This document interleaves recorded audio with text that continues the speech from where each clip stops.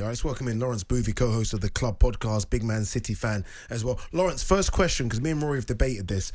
I don't think if Man City put out their best 11, and look, you're linked with Declan Rice, if Man City do their best 11, Champions League final tomorrow, I don't think Declan Rice starts, especially if Bernardo Silva stays.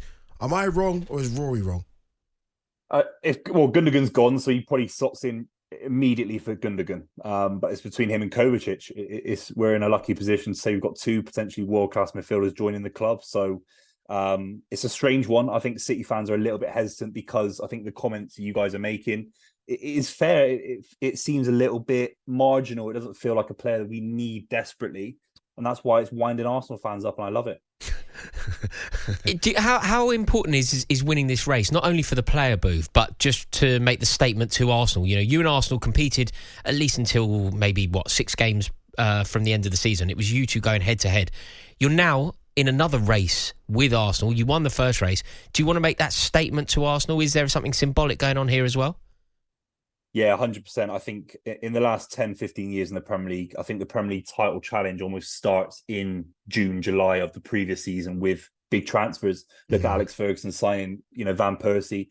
That literally stopped Arsenal, that weakened Arsenal. But obviously it weakened Man City with Mancini. So us doing that to Arsenal aggravates their fans. It makes everything a lot more pressurised for the managing directors of Arsenal.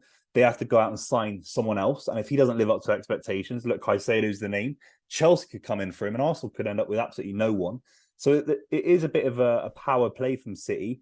Obviously, the best managers in world football, they want to make every position as strong as possible. Declan Rice comes in. He can play centre-back, he can play midfield. He's a very, very good midfielder in terms of retaining the ball. I think he can improve in terms of goal scoring as well. I think he'll see City as an opportunity to do that.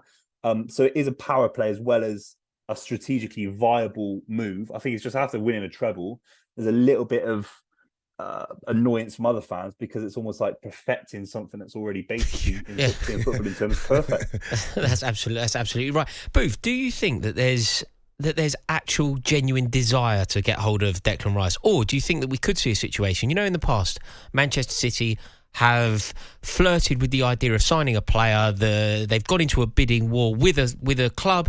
The club is generally a rival, and then Manchester City pull out.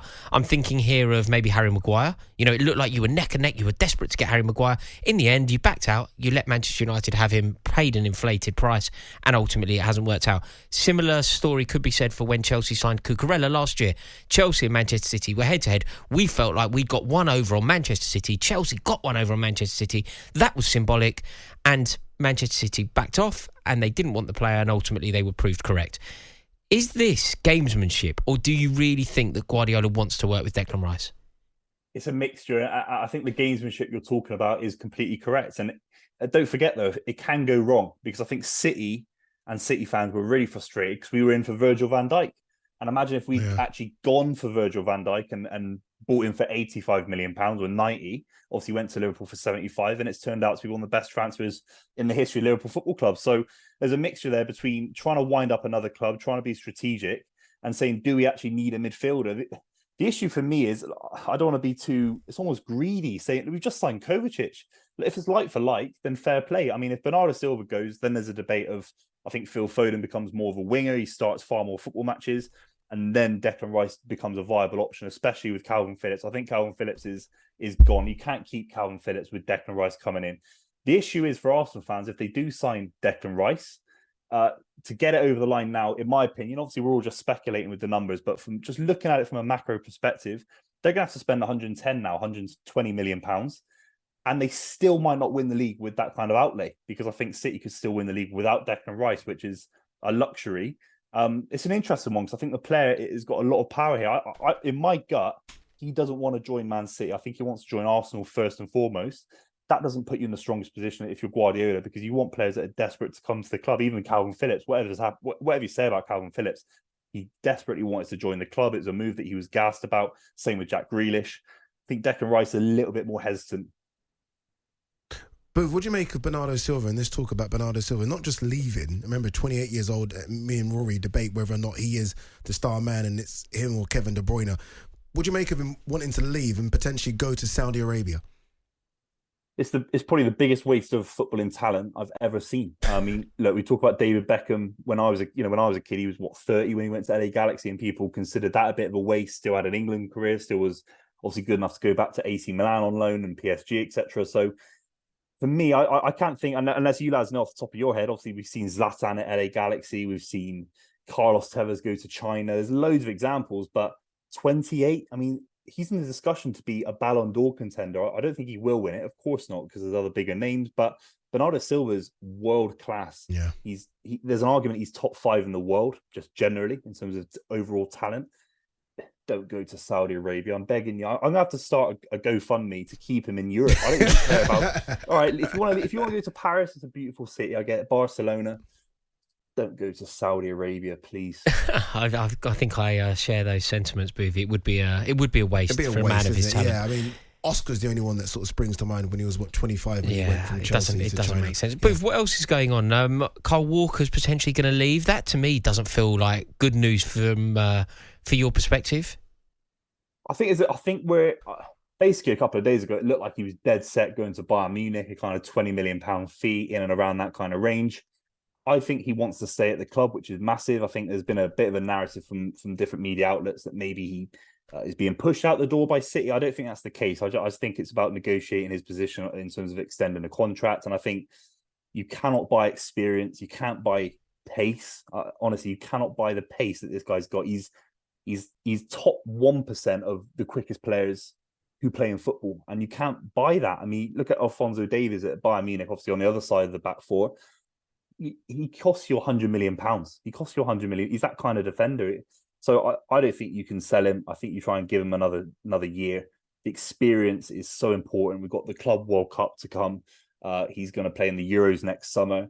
Going to Bayern Munich. I mean, look at Cancelo going to Bayern Munich. I know they keep winning the league, but Thomas Tuchel, they got smashed by Man City last season. So Bayern Munich isn't this kind of draw that I think everyone thinks it is. Maybe it is for Carl Walker personally going to Munich. It's a beautiful city. I get it, but it just doesn't feel right for me. Offer him the contract. Kovacic, still happy with it? Obviously brings Premier League experience, Champions League experience as well with Chelsea and Real Madrid. Happy with that deal? Yeah, I've been tweeting about it, so I think he's world class. I mean, I'm not saying world class form right now, and a lot of Chelsea fans saying about his injuries and his knees and all that. On his day, we were talking about him being world class in his position, the way he can keep the ball, the way he can drive through midfield.